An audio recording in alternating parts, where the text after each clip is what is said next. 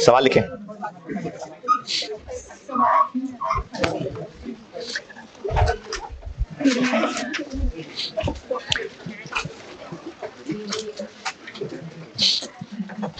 Share capital balance जी, share capital balance as at 1 January 22। Share capital balance as at 1 January 22 500,000 shares, 5 lakh shares. On 1 July 22 मैंने 1 January 22 का balance बताया है 500,000, 5 lakh shares. On 1 July 22 company made a right issue. Company made a right issue. अच्छा, इधर देख के परेशान ना हो। Company made a right issue at full market price. At full market price. Company made a right issue at full market price of 145 on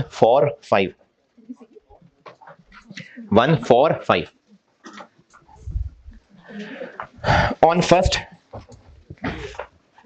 अगला sentence है ये 5। अब अगला सेंटेंस है on 1 April 23। 1 April 23 company made a right issue. Company made a right issue of 30% at full market price। ये right issue बोलने से मैं इधर नहीं चला गया हूं। दोबारा इशू होते हैं तो राइट शेयर ही होते हैं, लेकिन ये बात बताइए मैंने at full market price, 30% at full market price. Net profit 2022 का, नेट प्रॉफिट 2022 का 1.6 मिलियन, 16 लाख। और नेट प्रॉफिट 2023 का 1.9 million, 19 lakh. Basic EPS required है आपसे 2022 की भी और 2023 की भी। जी, आपसे बेसिक ईपीएस 2022 भी और 2023 भी। यानी ये टेबल 22 का भी बनेगा, फिर आगे 23 का भी बनेगा।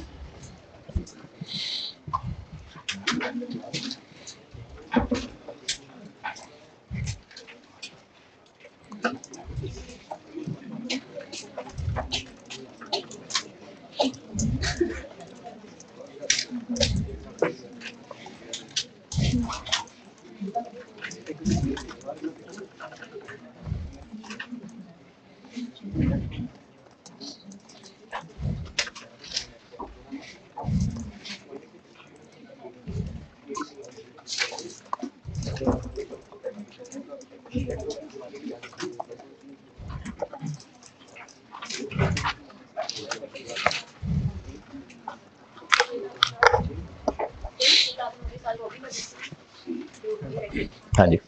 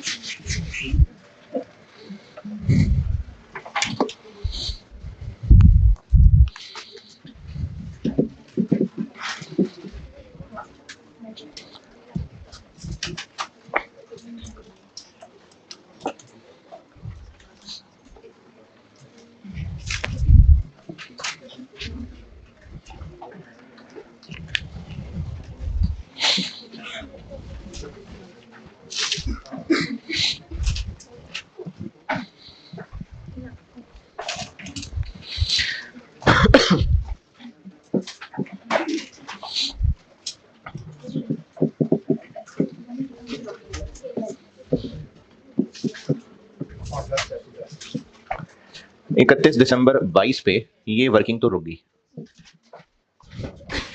6 महीने 6 महीने 250 और 3 लाख, तो ये बन गए 550। ये 2022 के लिए।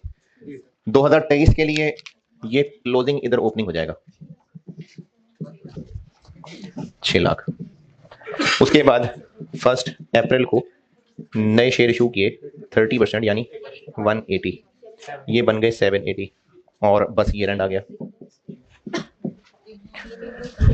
3 महीने 9 महीने 150 585 735। तो बेसिक ईपीएस 2022 की 1.6 मिलियन डिवाइडेड बाय 2.91 और 2023 की 2.5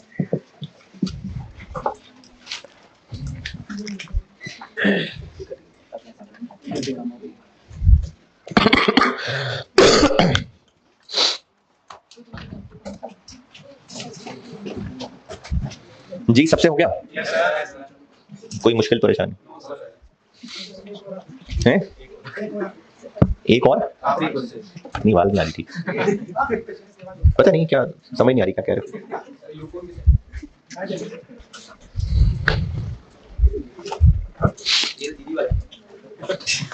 अरे जी बेटे क्या कह रहे थे आप?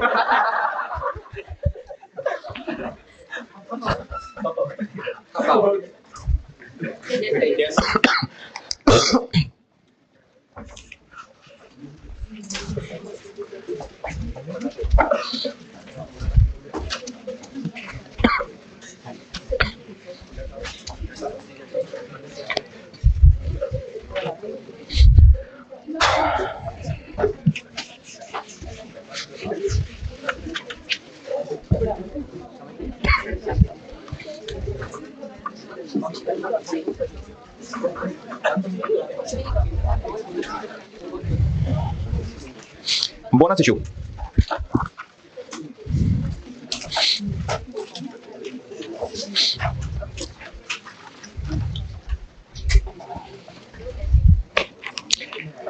इसका भी कॉन्सेप्ट बता रहा हूं, समझ आ गया तो ठीक है, नहीं तो करना तो वैसे है जो टेबुलर वर्किंग बताऊंगा।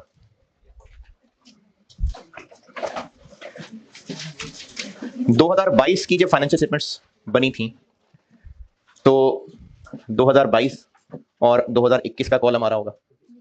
ये क्यों आ रहा होगा? कंपैरेटिव। तो 2022 की स्टेटमेंट्स बनाते हुए बेसिक ईपीएस शो हुई थी 3.4 और 4। फिर 2023 आया,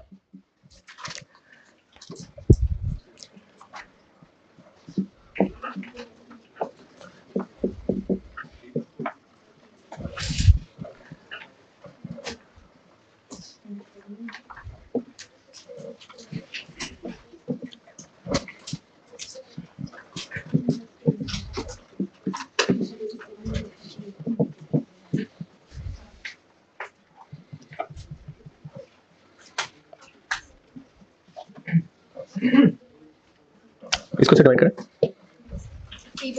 3.2, ठीक है। 2022 की ईपीएस थी 4, 2023 की क्या होगी 3.2। अब जो देख रहा है ईपीएस उसको लग रहा है कि शायद 2023 में बिजनेस की परफॉर्मेंस खराब हो गई, जबकि असल कहानी ये निकली कि ये जो 25,000 शेयर्स इशू हुए हैं, ये 25,000 शेयर्स असल में बोनस शेयर्स थे, तो प्रॉफिट तो बढ़ना बनता भी नहीं था। क्यों? क्योंकि जब पैसे ही नहीं आए तो बिजनेस ने ग्रो कैसे करना था? तो क्या बिजनेस की परफॉर्मेंस खराब हो गई?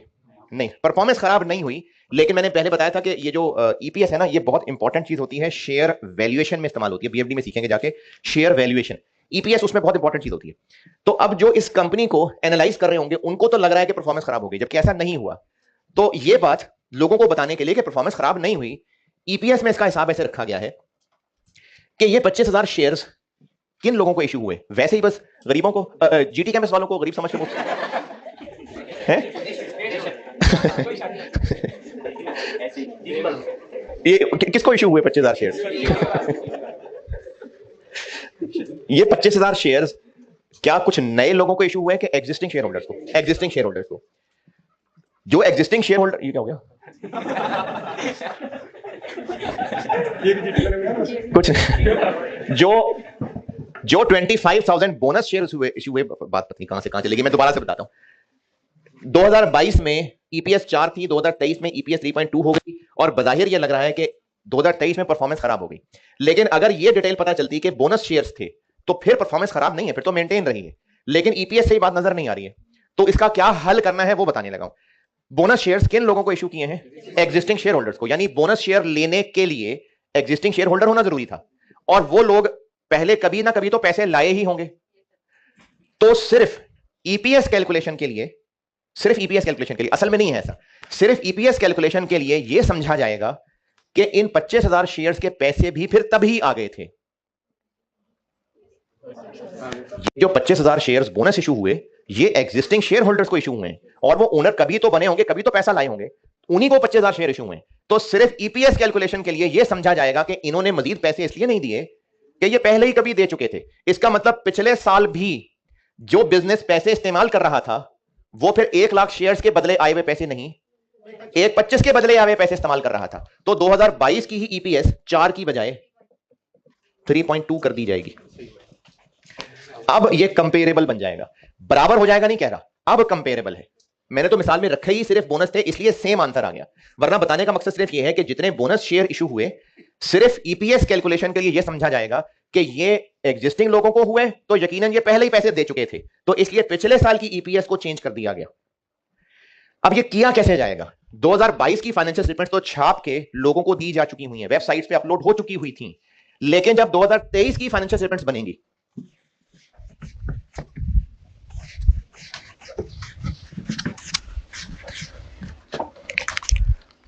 जब 2023 की फाइनेंशियल स्टेटमेंट्स बनेगी और उनमें 2023 का कॉलम और 2022 का कॉलम आएगा, और यहां पर जब ईपीएस लिखी दिखाएंगे तो यहां 3.2 लिखेंगे और यहां भी 3.2 लिखेंगे, इसलिए कि सेम करनी है, नहीं बस कंपेरेबल बनाने के लिए। अच्छा, अब जो पिछले साल की अगर फाइनेंशियल स्टेटमेंट अलमारी से निकाल के चेक कर ले, तो उसको यहां लिखा नजर आ रहा होगा 4, जबकि यहां पर उसको लिखा नजर आ रहा होगा 3.2, तो वो समझेगा फ्रॉड हो गया मेरे साथ। तो फिर 2023 में इस कॉलम को कह दिया जाएगा रीस्टेटेड, कि हमने ये चेंज की है। तो अगर किसी साल में बोनस शेयर्स इशू हो जाएं, किसी साल में, मेरी इस मिसाल में कब हुए? 2023 में, तो उसका इंपैक्ट ये होगा कि पिछले साल को एज अ कंपैरेटिव शो करते हुए रीस्टेट कर दिया जाएगा है? अगर इस साल में बोनस शेयर इशू हुए तो इसका इलाज इस साल की ईपीएस में तो जो होगा सो होगा, कंपैरेटिव फिगर्स को भी रीस्टेट कर दिया जाएगा। अब ये कैसे करना है, टेबुलर वर्किंग में क्या करना है, वो सवाल के साथ सिखाता हूं। कॉन्सेप्ट ये है कि किसी एक साल में, जो मेरी मिसाल में 2023 में हुआ, बोनस शेयर्स इशू हो गए, तो जो इस साल की ईपीएस में करना है वो तो अभी सिखाऊंगा टेबुलर वर्किंग में, लेकिन जो पिछले साल यानी कंपैरिजन वाले ईयर की ईपीएस है उसको भी रीस्टेट किया जाएगा। अब अगर सवाल में आपसे पूछी गई ना, हो सकता है सवाल में रिक्वायर्ड हो calculate basic EPS as per financial statements of 2022, तो कौन सी पूछ रहे हैं, 4 या 3.2? Calculate basic EPS as per financial statements of 2022, ये 4 पूछ रहे हैं, और फिर आपसे कह रहे हैं calculate basic EPS for financial statements of 2023, तो फिर आप ये भी निकाल रहे होंगे और 22 रीस्टेटेड भी निकाल रहे होंगे। ये जब हम एग्जाम प्रैक्टिस करेंगे तो प्रैक्टिस आएगी इसकी। लेकिन 22 की फाइनेंशियल स्टेटमेंट्स वही हैं जो तब बनाई थी, 23 की फाइनेंशियल स्टेटमेंट्स बनाते हुए 22 वाली फिगर रीस्टेटेड दिखानी होती है। तो अगर ये मिसाल नोट करनी है तो मर्जी है, करना कैसे है वो एक सवाल से सिखाता हूं, आखिरी सवाल से हैं। हाँ, वो आप बुलबक के मुझे पता चला ना, तो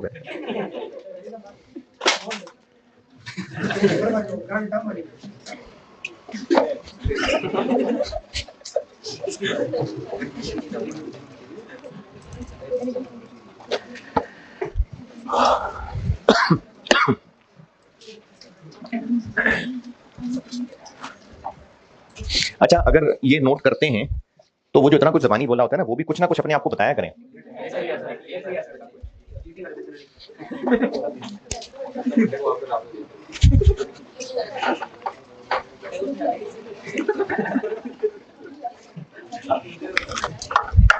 ये ना हो कि मंडे को आप लोग बाहर खड़े हो कैंपस से कि आज क्लास नहीं होने देंगे हम, आप एहतजाज।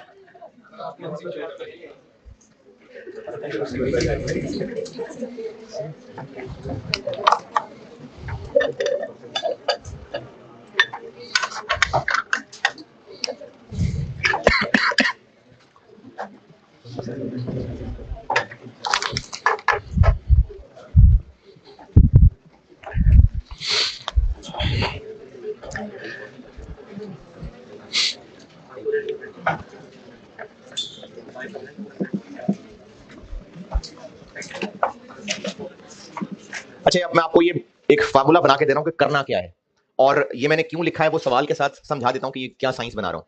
सवाल में कैसे करना है वो साइंस बना के दे रहा हूं, एक सवाल करके करके भी दिखा देता हूं, और फिर सवाल करता हूं तो समझा देता हूं कि ये क्या साइंस है।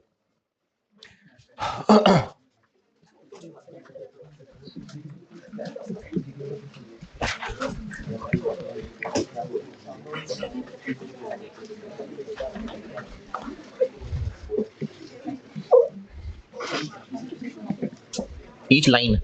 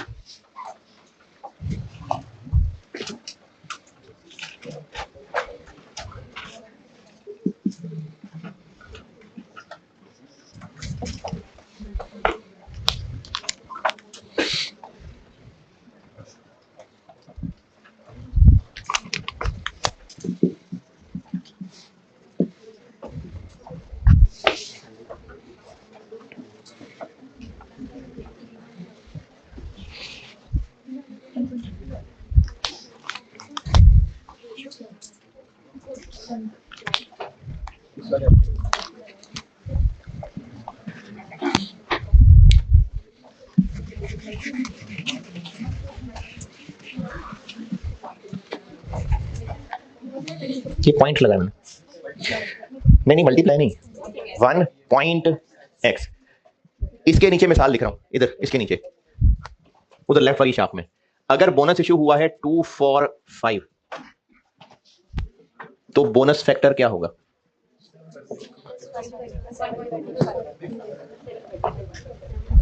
2 for 5, तो बोनस फैक्टर होगा 7/5। 2 for 5 + 7 / 5।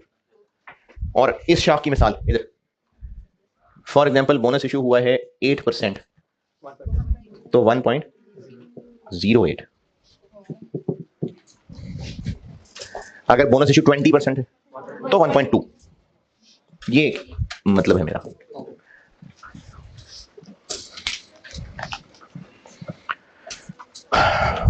और अभी सवाल से ना ये समझा भी देता हूं कि क्यों बना है ऐसे।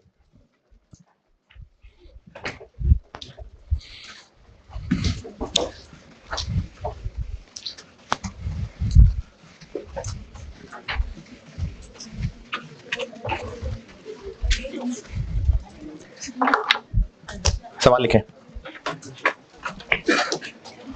जी। बिल्कुल कर सकते हैं। वो 1 पॉइंट मैंने इसलिए लगा दिया, आप 1 + x कर लें, 1 + x% कर लें। ये जिनको 1 पॉइंट वाली बात मुश्किल लग रही है वो 1 + x% लिख लें।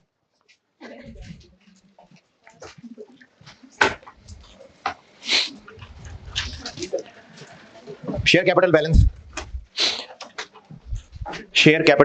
as at 1st January 20. Share capital balance as at 1st January 22. 1st January 22. 4 lakh shares, 400,000 shares.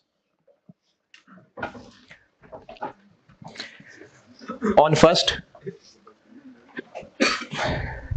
1st July 22. On 1st July 22, company issued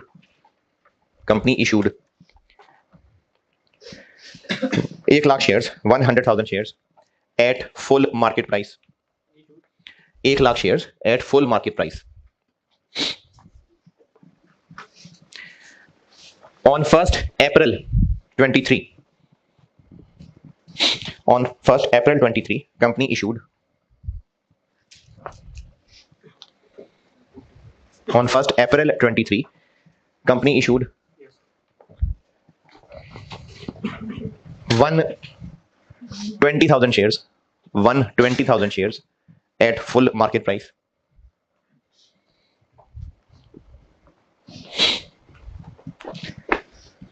On 1st July 23,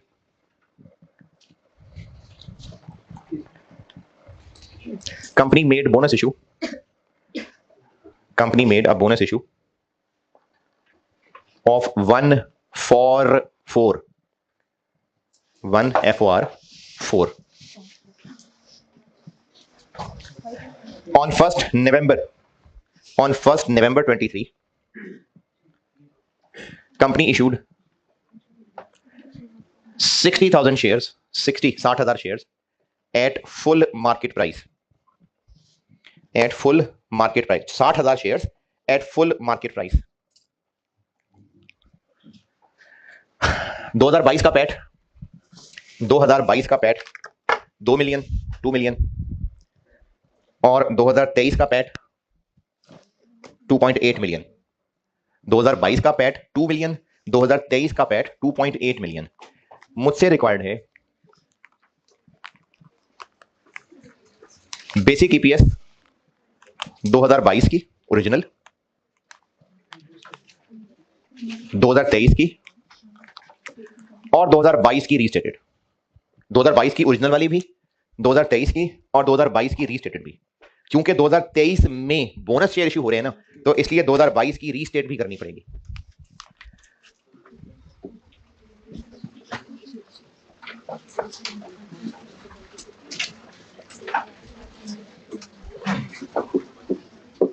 पहले 2022 की नॉर्मल वाली 1st जनवरी 22 बीडी बैलेंस कितना था? 4 लाख. फिर उसके बाद 1st जुलाई 22 नए share issue हुए 100,000, तो बैलेंस बन गया 5 लाख. 4 लाख रहा 6 महीने, 5 लाख रहा 6 महीने, 2 लाख और 250, 450. ये 2022 का ओरिजिनल वाला ईपीएस.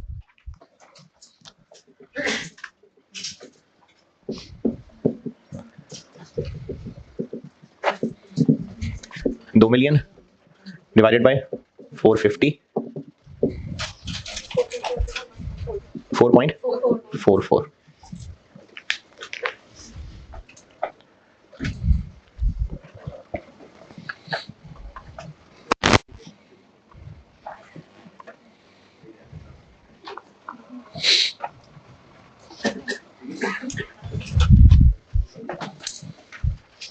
ये मिटाने मैंने जगह चाहिए. अच्छा ठीक है, ये है जगह.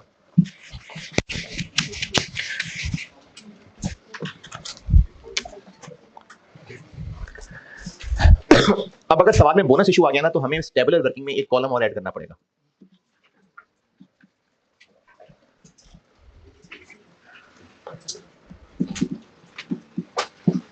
बोनस सेक्टर के नाम का.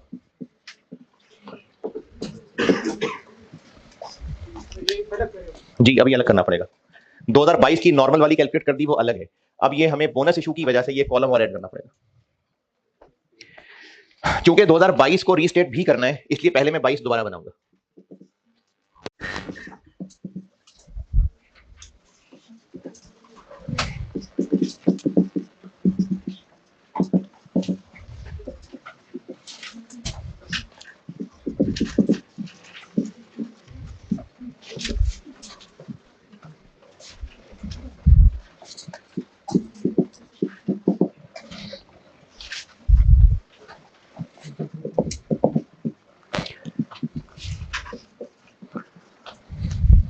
फिर क्या हुआ? फर्स्ट नए शेयर इशू हुए 120, ये बन गए 620। फिर 1 जुलाई को बोनस इशू हुए 144,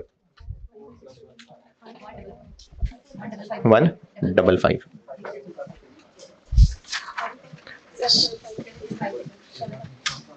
और फिर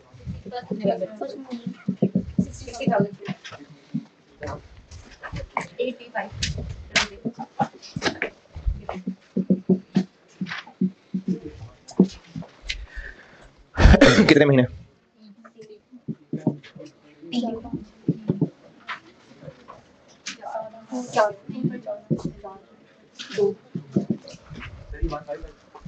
वन फॉर फोर।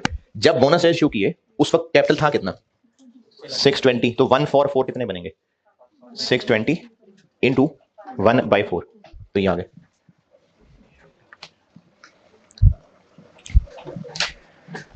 यहां तक पहुंचे, फिर ये बताता हूं।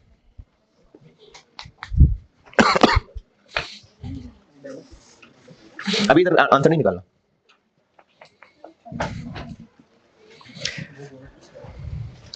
अभी बोनस फैक्टर डालना है मैंने। क्या? मैंने बोनस फैक्टर नहीं लिखा ना, अभी लिखना है मैंने।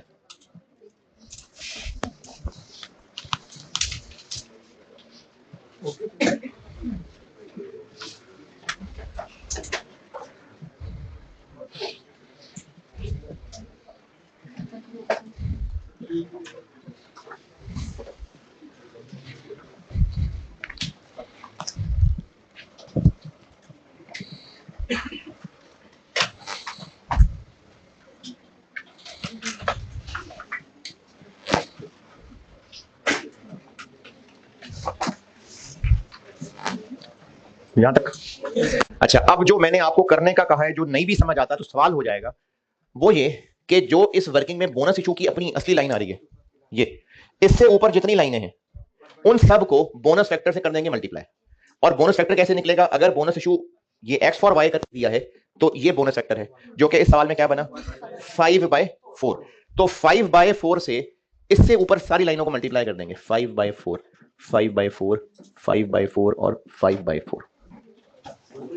बोनस वाली लाइन को नहीं करना और ना उसके नीचे वाली को। अब इधर आंसर निकालें। This into this into this. 250,000, 312,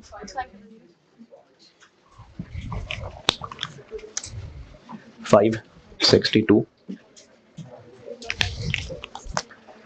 this into this into this, 156, this into this into this, 19,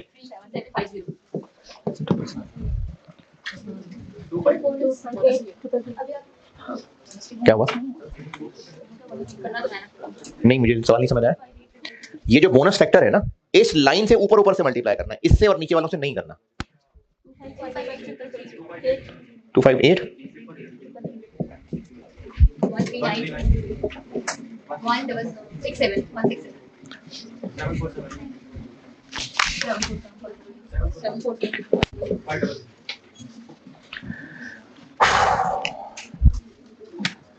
पहले तो सिर्फ इस रट्टे को लेके सॉल्व करना और कहां कैसे मल्टीप्लाई करना पहले ओके करें तब। ओके। अच्छा, अब समझ बूझ वाले बच्चों को समझाने की कोशिश करता हूं। जो यहां बात समझाई थी कि बोनस इशू समझेंगे हम पहले ही हो चुके थे, तो मुझे तो 1,55,000 इन सब में ऐड कर देने चाहिए थे कि 1,55 समझो पहले ही पैसे आ गए थे, तो मुझे 1,55 इनमें एज इट इज ऐड कर देना चाहिए था। जो पहले मैंने मिसाल बनाते कहा था, तो 1,55 ही बोनस इशू है ना, जो मैंने उस मिसाल में 25,000 रखे थे, तो मैं इसमें एज इट इज 1,55 ऐड कर देता। ये लाल वाला फार्मूला बनाने की क्या जरूरत थी? तो ऐसा इसलिए नहीं किया क्योंकि 144 इन लोगों को भी मिले हैं, इन लोगों को भी मिले हैं और इन लोगों को भी मिले हैं, तो 1,55 बोनस इशू बने हैं। 144 इन लोगों को भी मिले, 1 लाख इन लोगों को बोनस इशू मिले, 25,000 इन लोगों को मिले, 30,000 इन लोगों को मिले, तो 1,55 बना। 144 सब ओनर्स को मिले हैं, तो जिन्होंने बहुत पहले के शेयर्स खरीदे हुए थे, यानी उनको भी 144 मिला है, उनको 1 लाख बोनस इशू हुआ होगा। ये जो नए लोग आए थे, इनको भी 144 मिला होगा, इनको 25,000 मिले होंगे। ये जो और नए लोग आए थे, इनको भी 144 30,000 मिले होंगे, तो 1, 25 और 30, इस तरह 1,55 बने हैं। तो इस 1,55 के पैसे वो 10 साल पहले आ चुके थे, 1 लाख के पहले ही आ चुके थे, 25,000 के अब आए होंगे, 30,000 के अब आए होंगे। तो हम 1,55 को एज इट इज सब में ऐड करने की बजाय ये 5/4 भला क्या कर रहे हैं, 1 for 4 है, यानी जिन्होंने पहले 4 शेयर खरीदे थे उनको 1 और दे रहे हैं, तो समझो उन्होंने पहले ही 5 के पैसे दे दिए थे, तो हम पहले वाले 4 को 5 बना रहे हैं। हमने इन सबको 4 समझते हुए 5 बना दिया, 4 से 5 से मल्टीप्लाई, तो हर बैलेंस का बोनस उसमें ऐड हो गया। बजाय इसके कि हम 1,55 को ऐड करते, हमने हर लाइन आइटम में अकॉर्डिंगली उसका बोनस एलिमेंट ऐड कर दिया 5/4 से मल्टीप्लाई करने से। किसी को समझ नहीं आई? तो बेसिक ईपीएस 2023 की बन जाएगी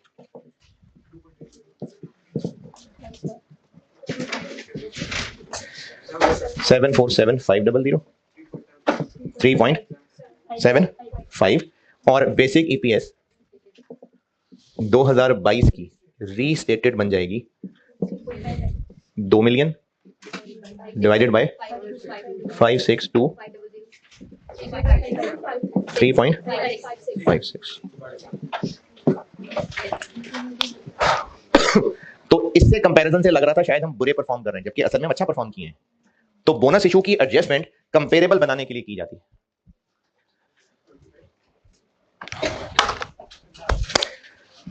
चले जी, मंडे को मुलाकात है। ये FR1 वाले लोग हैं, FR1 वालों को कह रहा हूं। ठीक है जी, अल्लाह हाफिज।